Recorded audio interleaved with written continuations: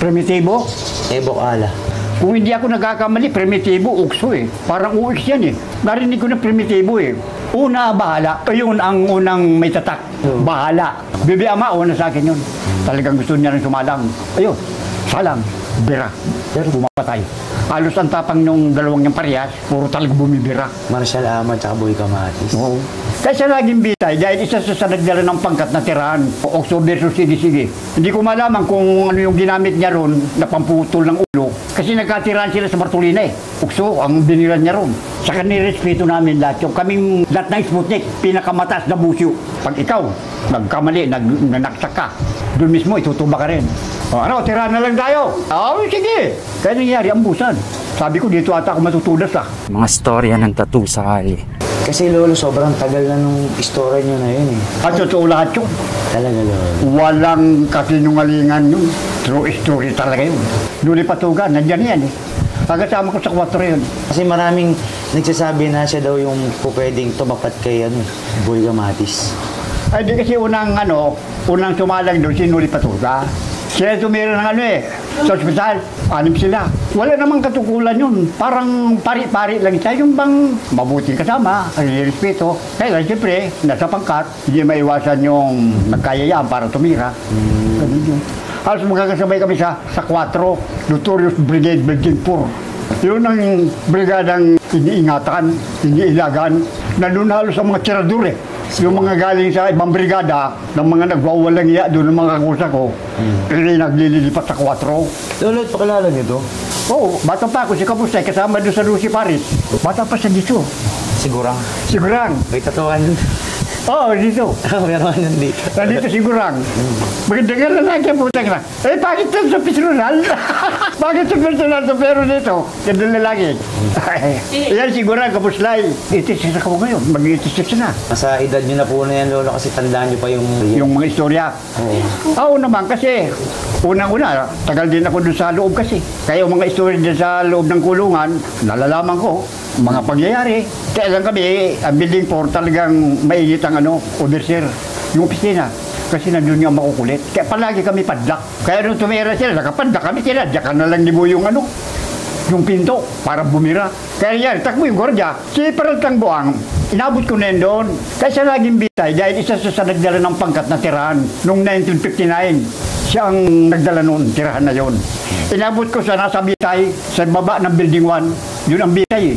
Nung magkita kami, may edad na rin. Kaya lang mataba siya. Laking mama, Batang Santana.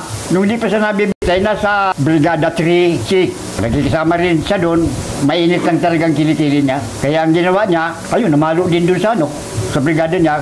Kaya napunta ng Bartolina. Mga ilang buwan, nalipat sa ibang brigada. Tama-tama noon, magkakainitan na. Nagkabanatan na nga noong 1959. Ayun, isa sa nagdala ng tirahan. Okso versus sige.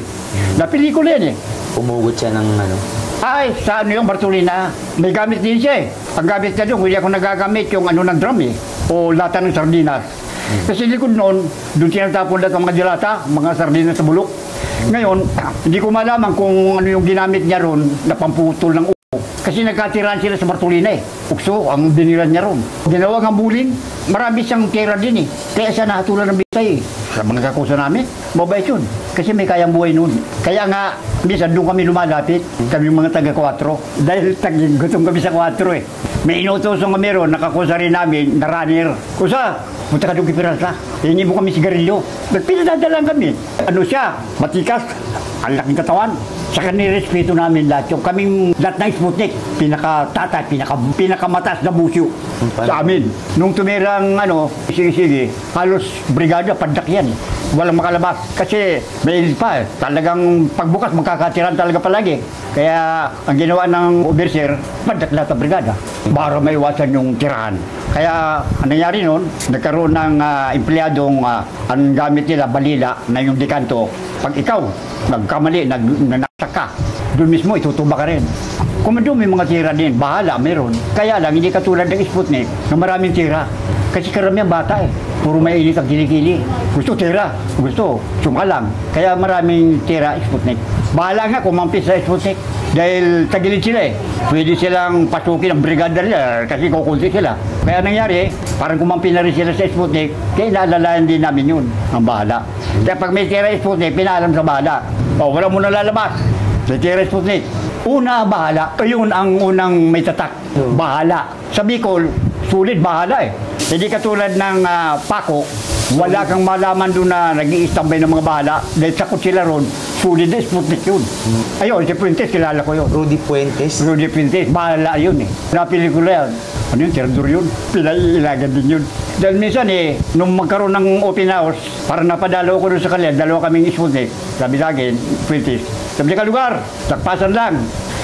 Nagpasan lang, kung magkatiran. Oo. Nagpasan daw eh. Kung magkatiran mo kami, maglalagpasan kami kung sakali nagkakaroon ng riot. Bibi Amao na sa akin yun. Hindi ko na inabot yun. Nabalitaan ko na lang yun. Ganun. Istorya na lang. Nung pumasok siya, kasi maganda lalaki, bata. Parang ginawa siyang chicks. Ganun. Kasi maganda lalaki. Eh wala pa siyang pangkat. Kaya lang nasasakan niya ng Sputnik nung mainit na siya. Talagang gusto niya rin sumalang. Kasi wala siyang kakampi, kaya nangyari, nagpatatak na siya ng Sputnik. Oo, sige, Sputnik.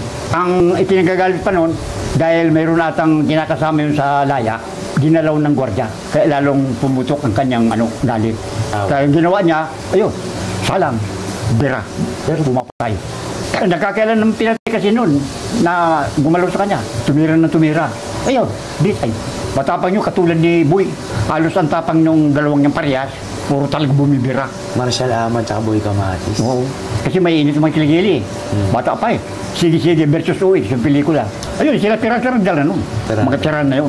Kunti silang mapatay ng gorda dahil pag hindi sila sumurin, dahil rarapi doon sila. Pinalusok sila ng mga sundalo. Kasi nga, yun ang critical na umugong ang munting lupa. Yung tira na yun, Okso versus sige. Umugong ang munting lupa. Parang sirena. Kailangan dumapa ka. Dahil pag hindi ka dumapa, ay rarapi doon ka. Ano na eh, talagang lusuban na.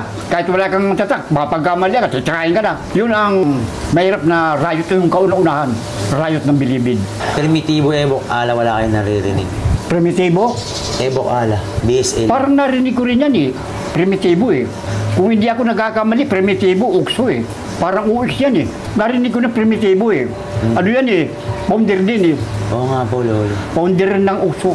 Ayun, narinig ko yung Primitibo. Pangalan lang. Oo, pumakalan lang. Pero personal, kami nakita. Pag may pangkat ka, hindi ka naman pwede magagala-gala. Kaya kailangan doon ka lang sa brigada mo. Pag inupi ng overseer, nalabas lahat ang tao doon sa brigada na yun, makakalabas kayo lahat. Hindi naman kayo makakakilala. Narinig mo lang sa mga pangalan. Alibaw, tirador ng Bisaya, meron din nakakapagbigay ng tip sa amin. Ayan si ganito, tirador yan. Pag nakita niya, ingatan nyo, birador yan. Ganun din sa komando. Lahat ng pangkat, inaalam namin. Sino ba mga tirador dyan? Kaya pag may dalaw, may score. Kami. Hindi pwedeng wala. Baka ambusin ka eh. O yung Reyes na, itutulak na lang niya pag gusto kang banatan eh. Katulad tumirang komando. Kaya nung dumaan yung binira na. Kasi magkarap lang kami brigada eh. Komando to, Sputnik to. BCG taas eh. Kaya ang BCG, natatakot bumaba. Dahil makakambusin sila doon sa baba eh. Kasi kalaban eh. Kaya pag nakakagirian kami, Sputnik sa kakomando, hanggang doon na lang. Girian na lang. O tirahan na lang tayo. Sagot din yung kabila. Sige. Kaya nangyari, ambusan. Walang lusuban. Dahil di ka naman pwede pumasok ng brigada ng kalaban. Mamamatay ka. Katulad yung tira nila, Boy. Wag ko sibat. Pinapasok kami ng mga kalaban, ng mga Bisayang dahil bukas yung nila, brigada. Lulusubin kami. Doon ako sa may pinto. Awak ko ang sibat na nilagay sa kawi. Kasi pinapasok na kami. Sabi ko, dito ata ako matutunas Kaya doon ko nga nakita yung mga kusa ko na nervyos din. Makikita mo rin sa tabi, kumakatog. Mo ka, mamamatay ka dyan, yung matalas, kailangan. Awak mo. Kunwari, matatapang na kakalug din pala.